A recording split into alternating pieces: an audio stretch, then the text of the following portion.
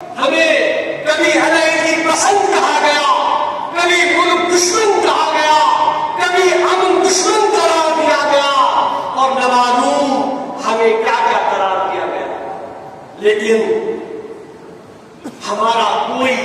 ذاتی مفاد نہیں، میرا کوئی پرسنل ایمبیشن نہیں ہے، ہم صرف جموں کشمیر کے عوام کے مفادات اور جذبات کی ترجمانی کرتے ہیں جو کہ ہماری ترجیح ہے،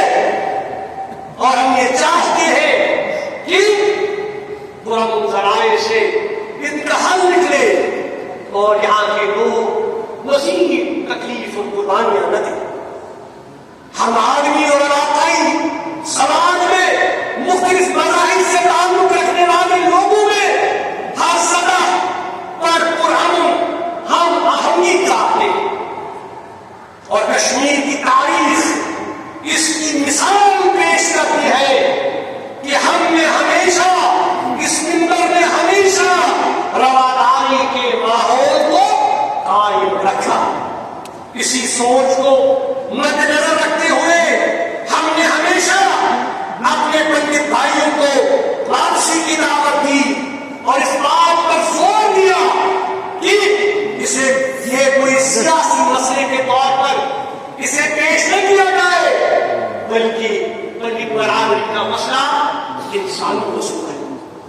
ہم سمجھتے ہیں کہ صرف اور صرف اس مسئلے کو حل کرنے سے ہی امن اور ترقی کے ایک نئے دور اور باب کا آغاز ہو سکتا ہے۔ میرے عزیز ہم وطنوں، ترجمہ ہمارے سیاسی رہنما مرد و خواتین مختلف جیلوں میں سالہ سال سے پابند سلاسل، ہزاروں کی تعداد میں ہمارے نوجوان بچے جن میں صحافی، انسانی حقوق کے علمبردار، وکلاء، ٹریڈرز قیادتوں کی صحبتیں برداشت کر رہے ہیں۔ جتنا جلد ہو سکے ہم ان کو رہا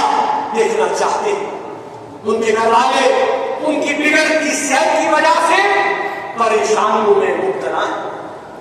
آخر پر میں یہاں خصوصاً اپنے نوجوانوں سے مخاطب ہوں کہ اپنے جذبات کا ہمیں بےحد، آپ سب کے جذبات کا مجھے بےحد احترام ہے، پر گزارش یہ ہے کہ آپ صبر،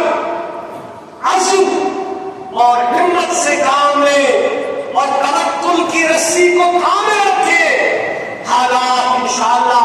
ہمارے حق میں ضرور بہتر ہوں گے۔